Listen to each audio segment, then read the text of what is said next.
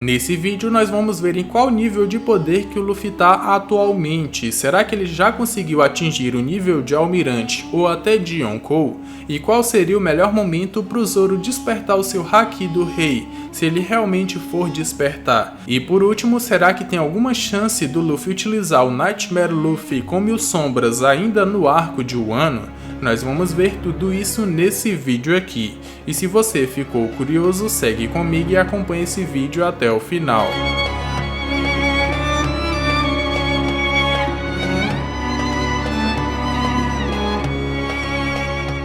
Fala galera, meu nome é Lucas, mais uma vez aqui para responder algumas perguntas que vocês deixaram no post lá na comunidade do canal. Lá já tem um novo post para vocês mandarem mais perguntas para o próximo Sogeking Responde. As perguntas da semana passada vão estar numa playlist que eu vou deixar no card aqui em cima para vocês. Se vocês ainda não tiverem assistido, corre lá e vai assistir.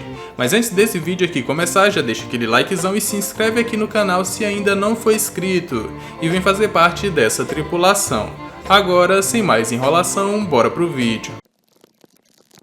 Hey, minasan, estou atrapalhando aqui o vídeo do Lucas para avisar que de vez em quando eu apareço lá no Instagram do canal para responder algumas perguntas. Se você quiser ter a sua pergunta respondida, segue lá. A Almirante Roxas perguntou: Mano, se você fosse o almirante de frota, quem você escalaria para capturar cada um dos Chichibukais vivos para que eles fossem presos? E quais seriam os mais trabalhosos de se capturar? Da formação original dos Chichibukais, que são 7 ao todo, nós temos apenas 4 que estão ativos, e esses 4 perderam os seus cargos. Deles, apenas 2 iriam dar muito trabalho para serem capturados vivos, que é o Mihawk, o maior espadachim do mundo de One Piece, e o Eduardo Evil, que é ali o autoproclamado filho do Barba Branca, e que possui a mesma força que o Yonkou na sua juventude. Eles dois dariam muito trabalho e se eu fosse almirante de frota, eu despacharia ali um almirante para cada um, para que eles fossem capturados vivos.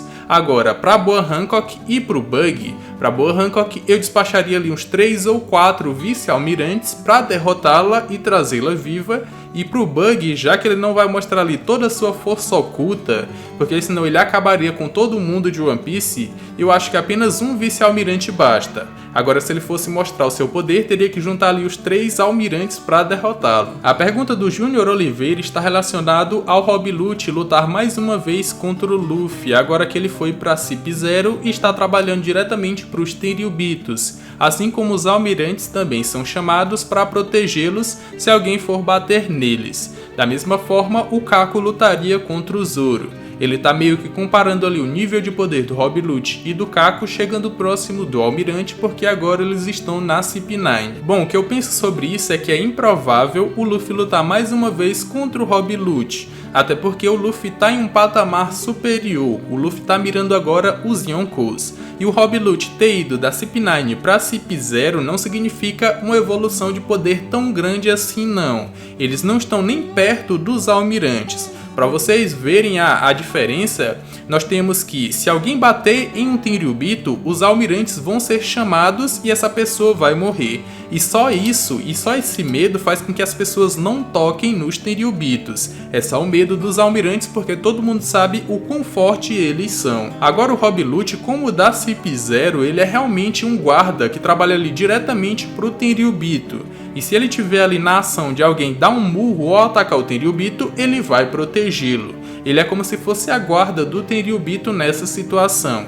Então é diferente. Os almirantes a galera tem medo porque eles são muito mais fortes. O Cip Zero, se alguém atacar o Tenryubito, ele vai proteger. Não que o Rob Lute seja fraco, mas numa batalha contra o Luffy agora, ele vai ser amassado. Porque, como eu disse, o Luffy está em um patamar superior. Tá mirando os Yonkous. Matheus perguntou: como você acha que o ano vai estar depois da guerra? Manda salve. Um salve pra você, mano. E o que eu acho que vai acontecer é que provavelmente todas as fábricas vão ser destruídas ou desativadas. E assim a poluição no país de Wano vai acabar. A fauna e a flora vão voltar pro país e a Wano vai se tornar um país tão belo quanto era antigamente. Agora, em relação ao bando do Kaido, pode ser que toda a galera que comeu o Smile que a Otama tá transformando e trazendo pro lado dela, essa galera depois da guerra vai trabalhar no país de Wano sob o comando da Otama, meio que pagando pelos pecados que eles cometeram contra o país. E mesmo que ela desmaiasse ou até morresse, o efeito da sua Akuma no Mi não passaria, porque ela já desmaiou e o efeito não passou. Então se ela morrer, talvez o efeito não passe também. E essa galera iria trabalhar ali no país de Wano para sempre, até morrer. Da mesma forma, eu imagino que o Kaido também. Se a Otama realmente conseguir controlar as Zoans normais, ela jogaria ali um Kibidango na boca dele e a partir desse ponto ele passaria a ser o guardião do país de Wano. Pra mim é muito fácil que no final dessa guerra ele morra, porque é exatamente isso que ele quer. Uma forma dele pagar por todos os seus crimes seria continuar vivo e ser obrigado a ser ali o guardião do país de Wano. Esse é um bom final que eu vejo pro país depois da guerra que tá acontecendo lá. Marcelo Gabriel perguntou: se o Barba Negra seguisse os chapéus de palha de Jaya até o No Upstream e chegassem em Skypiea, quem venceria se fosse Barba Negra versus Enel?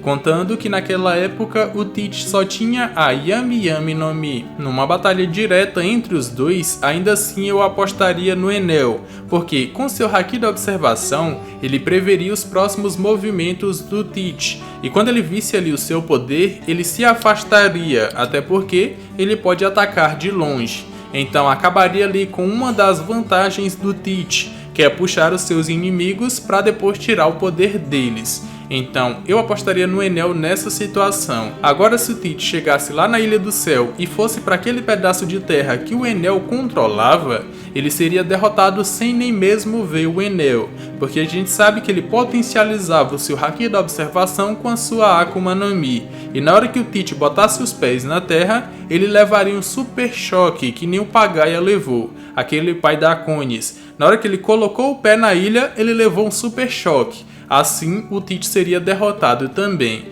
Por isso, eu aposto no Enel nessas duas situações. Em um primeiro momento, ele usaria ali o seu Haki da observação e preveria os próximos ataques do Teach para se afastar e não ser pego ali pelo buraco negro dele, e lançaria ataques a longa distância. Eu apostaria no Enel, mas e vocês? Quem vocês acham que ganha? Comenta aqui embaixo para eu saber. João Pedro perguntou: qual seria a recompensa da Carrot se ela entrasse nos Mugiwaras? Se a Carrot realmente entrar pro bando dos Mugiwaras depois do arco de Wano, eu acredito que uma recompensa boa para ela teria que estar em torno da recompensa da Nami e da recompensa da Robin.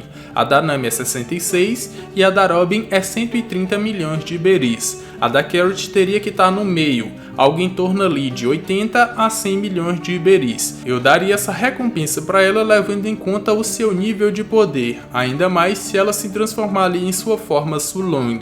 Então, algo em torno de 80 e 100 milhões de Iberis seria adequado para ela. Adriana Oliveira perguntou: se o Zoro for o melhor espadachim do mundo, ele vai utilizar a Yoru na boca ou na mão? Tipo, daquela vez que o Kamazô meteu a foice no corpo do Zoro e ele utilizou na boca. Um salve pra você, e respondendo a sua pergunta, o Zoro se tornar o maior espadachim do mundo de One Piece não significa que ele vai tomar a espada do Mihawk, não.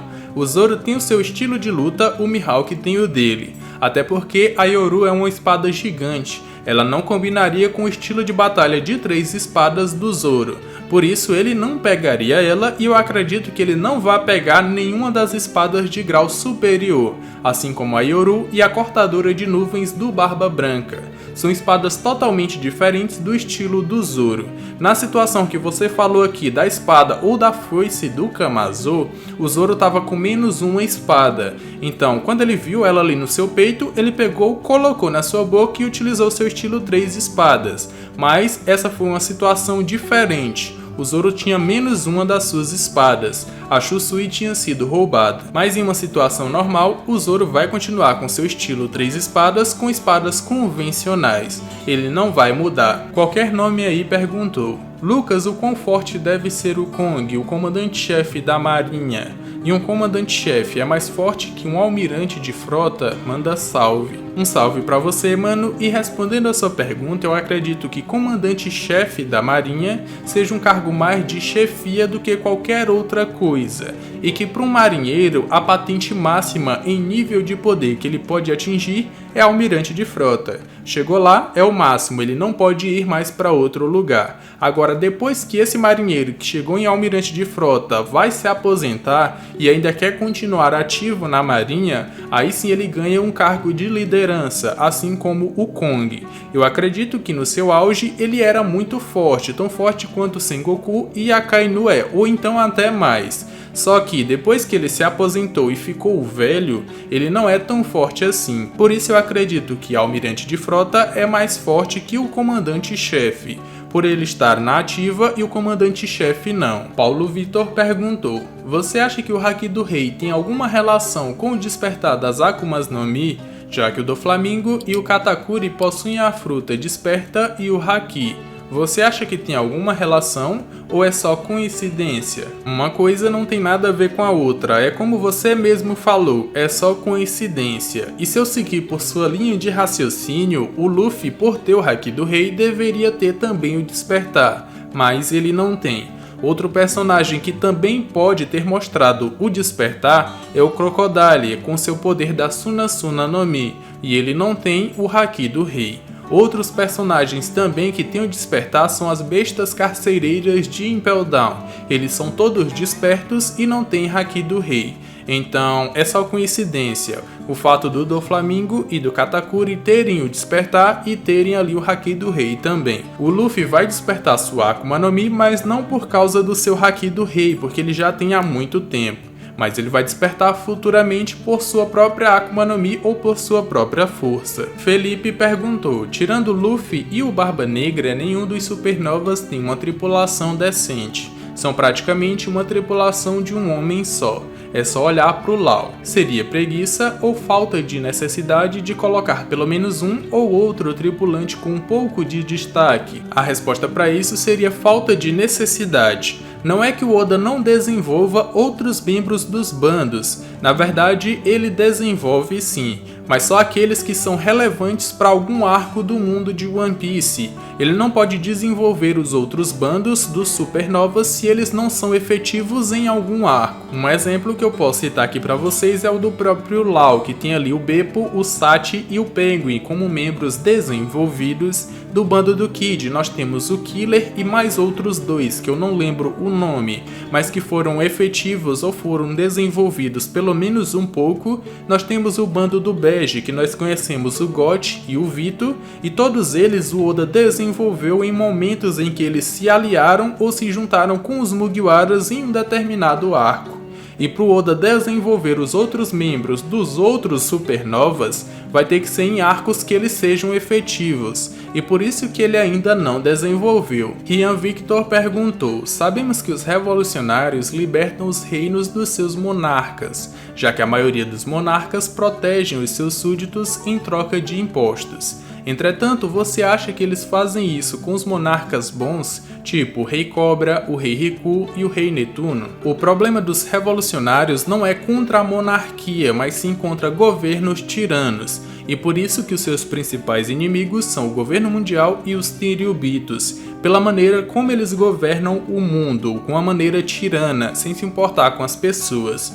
Por isso que eles atacam e libertam ilhas ou países de reis assim, mas eles não vão fazer nada contra reis bons, como você citou aqui, Rei Cobra, Rei Riku e o Netuno, porque esses são reis justos que ajudam a sua população. Agora, reis corruptos que só pensam no seu próprio bem, esses caras aí estão com os dias contados. Coelho perguntou: você acha que o Gecko Moria vai aparecer em Wano e ajudar os Mugiwaras contra o Kaido? Tipo, dando sombras pro Luffy para ele conseguir usar o Nightmare Luffy ou só lutando? Tem uma grande possibilidade que sim, porque esse seria o melhor momento para ele ir pro país de Wano se vingar contra o Kaido, pela guerra que tá acontecendo lá. Só que se ele realmente for e não tiver sido morto pelos piratas do Barba Negra, com a sua Akuma no Mi tendo sido roubada, a única maneira dele ajudar os Mugiwaras seria lutando, porque para ele dar sombras pro Luffy, ele teria que dar uma quantidade muito grande de sombras. O Luffy lá em Thriller Bark aguentou 100 sombras. Esse Luffy de agora eu acho que aguentaria no mínimo umas 1000 sombras, assim como o Moria utilizou lá em Thriller Bark. Só que o Moria não tem mais essas 1000 sombras, porque quando ele foi derrotado todas elas se espalharam, e ele passou muito tempo para juntar todas elas, então ele não teria tempo de juntar 1000 sombras para dar pro Luffy para ele se transformar no Nightmare Luffy, num Nightmare Luffy muito mais forte do que o de Thriller Bark, e só assim ele poderia derrotar o Kaido nessa forma. Então se ele for pro país de Wano, ele vai ajudar os Mugiwaras só lutando mesmo, porque para ele dar sombras pro Luffy, só se ele desse ali algumas que ele já tem e a própria sombra dele. Aí sim poderia ser que o Luffy seria um pouco mais efetivo no Nightmare Luffy. Himeko perguntou: em qual nível de poder o Luffy se encaixa, Yonkou ou Almirante? Atualmente o Luffy está em nível de poder comandante de Yonkou superior, porque ele ainda não está em nível de Almirante e nem de Yonkou.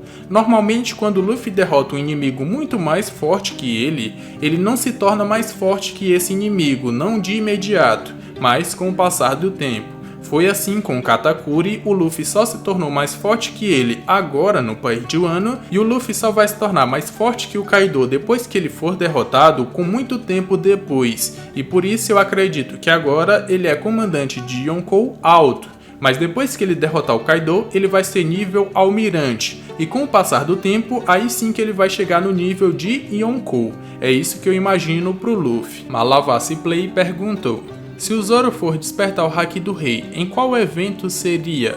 Ou ele despertaria o seu Haki quando um dos Chapéus de Palhas estivesse quase morto? De todos os momentos que a gente viu alguém utilizando o Haki do Rei pela primeira vez, todos eles estão relacionados com desespero e morte. A primeira vez que o Luffy utilizou foi lá em Amazon Lily, onde a estátua da Margaret seria destruída.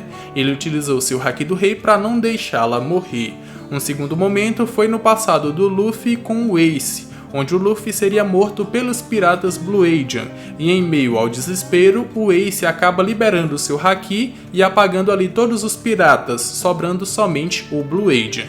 E um terceiro momento foi com o Doflamingo, onde ele estava sendo torturado e em um grito de raiva ele libera o seu Haki do Rei e apaga todo mundo ali. Então, para o Zoro utilizar pela primeira vez ou até despertar o seu Haki do Rei, se ele realmente for despertar, vai ser um momento de desespero ou quase morte. Eu vejo uma situação mais ou menos do seguinte: em um determinado momento, o Luffy está prestes a ser morto pelo inimigo, e o Zoro não vai conseguir salvá-lo.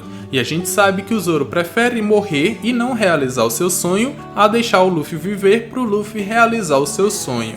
Então, nesse momento que o Zoro não poderia salvá-lo, ele libera o seu Haki do Rei no inimigo, mas não para derrubá-lo, e sim para espantá-lo. A pessoa pararia e olharia para o Zoro para ver quem foi que lançou esse Haki, e perceberia que seria ele. Então, esse seria o melhor momento para o Zoro despertar o seu Haki do Rei, um momento de desespero e quase morte, em que o Zoro não iria querer deixar o Luffy morrer para o Luffy realizar o seu sonho. Bom galera, esse foi o vídeo, espero que tenham gostado. Não esqueçam que lá na comunidade tem um post para vocês mandarem mais perguntas para o próximo Sogeking Responde. Mas antes, já deixa o like aqui para me ajudar e se inscreve no canal se ainda não for inscrito, porque toda semana tem vídeo novo sobre essa obra maravilhosa que é One Piece.